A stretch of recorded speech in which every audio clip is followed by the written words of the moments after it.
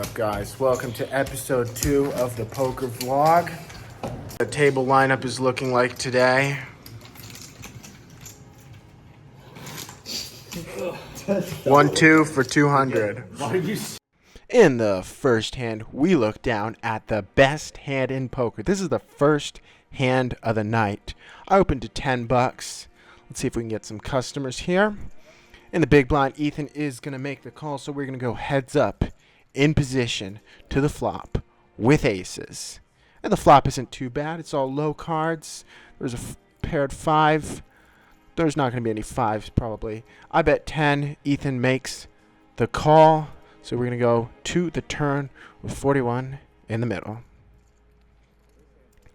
Turn rolls off the king of clubs. He definitely could have some kings, which is going to allow him to continue. So I'm going to bet a little bit larger here. I'm going to bet 25. I probably should have gone like 30 or so, but it is going to do the job. Ethan is going to make the call. So we are going to go once again to the river. And the river is the 6. Some straights like 7-8 get there, but not too worried about that. Ethan's going to check once again. Now I have to figure out the size I want to go for. I want to go a little more on the large size, definitely above half pot.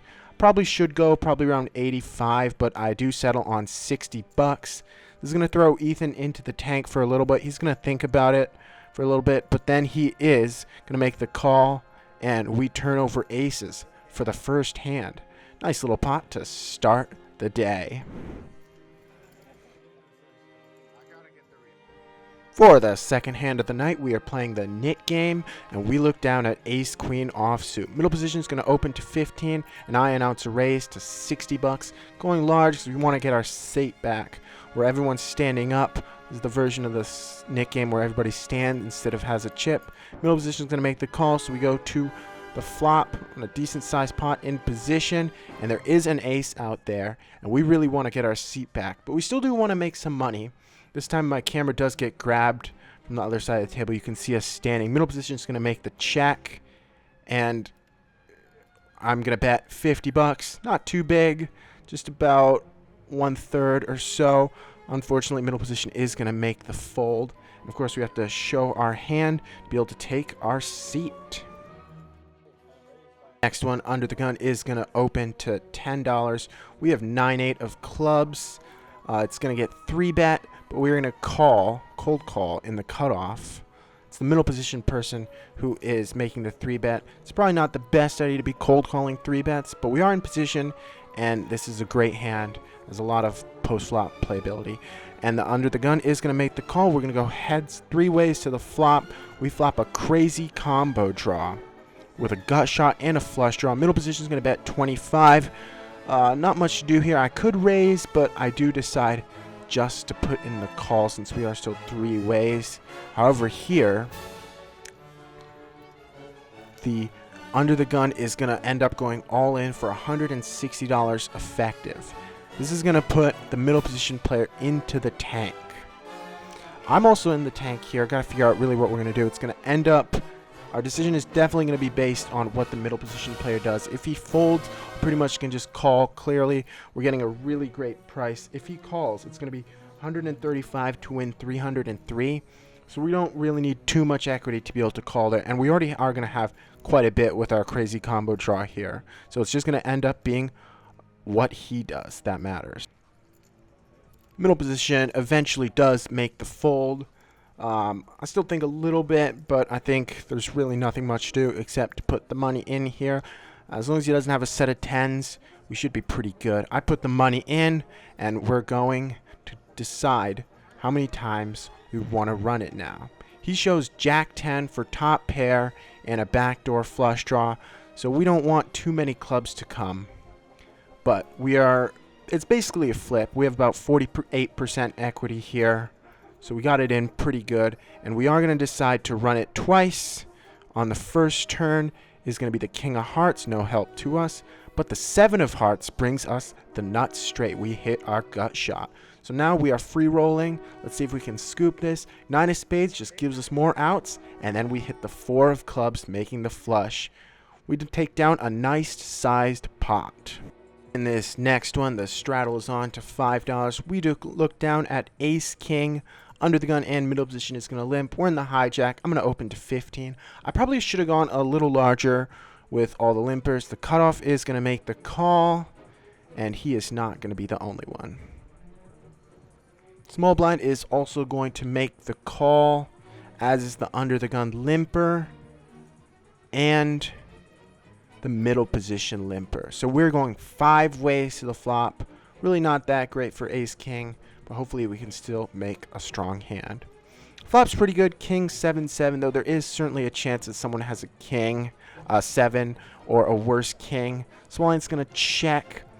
We are, of course, going to have to bet.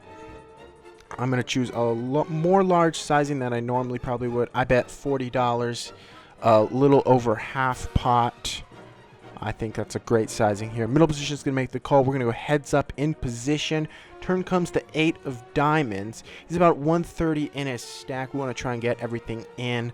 I don't think I can really get it in on this street. So we're going to bet a little small now so we can get all the money in on the river. I bet $50 and he snap jams to 130. Of course, I'm going to make the call. Really nothing to do. And suddenly this turned into a rather sizable pot. I turn over the ace king and he flips over king 8 for 2 pair. We decide to run it twice. Hopefully I can hit something. We don't on the first run out and we don't on the second run out. That's a decent sized pot that we end up losing, which is very unfortunate. For the next hand, we look at pocket 10s in the under the gun position. We are going to open to $10, and immediately we're going to get 3-bet by the person 2 doors to our left to $40. It's not too big. It's going to fold all the way around to me again. I think this is a pretty standard call here with pocket 10s. Can't really be folding these pocket pairs just to a small size 3-bet. I'm going to go to the flop out of position. We do flop second pair and a gut shot, which is not actually too bad. I'm going to make the check, and he is going to bet $25 on this small size. I would definitely check raise here as a bluff. We do have a gut shot and second pair. It's not a terrible place to check raise. However, I think there's also nothing wrong in just calling here. It was still a decently strong hand, so I do make the call. However, the turn is a lot worse of a card. It's the king of clubs. Really makes our hand a lot worse, and there's going to be a lot of kings in his 3-bet range. So I'm going to check it over and see what he wants to do. He does decide bet out for $55. When he just goes bet here, and considering the king is really good for his range, I don't think there's anything to do except fold. So we lose another one. And now for the last hand of the night, the straddle to 5 is on. We look down at ace 5 suited in the button. I open to $15. Small blind's going to make the call. It's the big blind and the straddler. So we're going to go 4 ways to the flop in position. The flop is going to come out not too terrible for us. We do flop the nut flush draw. However, the board is paired, which we do not love. We also have 4 players. However, it just does check through. I don't really want to bet my flush draw on a paired board, so I check it back. We do make the nuts, or the nut flush at least, when the 3 of hearts comes out. Small blind and big blind is going to check, and the straddle is going to bet $30. I think here we don't really have to raise. There's no reason to raise on a paired board. Just going to call since we are in position. I'm not the only one who's going to call. The big blind is going to call after the small blind folded. So we're going 3 ways to the turn. River. And the river is the ace of clubs. We pick up an unnecessary top pair. The small blind is going to check to the straddler.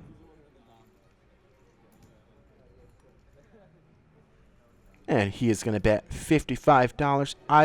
It's a little smaller than I probably would have bet, but I don't think we can quite raise here since it is a paired board.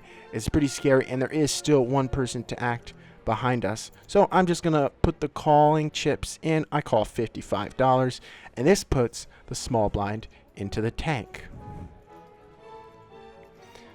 The big blind is then going to raise to $300, which puts both of us, the straddler and myself, all in.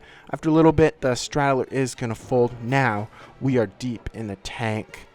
It's a really tough spot, I will admit. I don't think we can call here, however. It's just like on a paired board, I don't know what he's going to be raising with